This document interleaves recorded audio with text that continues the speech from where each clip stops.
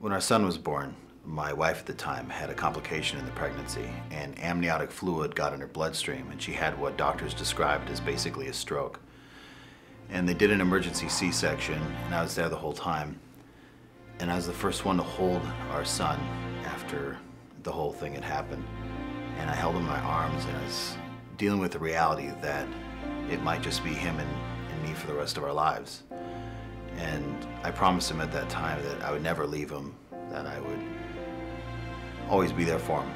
And now he lives 1,500 miles away. His mother had taken him and moved out of state. He doesn't live there because he has some disease and it can only be treated there. He doesn't live there because she has some great job or some great future waiting for her. She lives in Virginia with my son because my ex-wife fell in love with someone after just a couple weeks and had a relationship fueled by the internet. I'm not some deadbeat dad who doesn't work. I don't have a troubled past. I'm a father who loves all of his children, and I want my children to grow up together. And that's not something that can happen now. And those small things you take for granted as a parent when your child is with you every day, the little smiles, the little things they do, I don't have that anymore. That's been taken away from him, it's been taken away from us.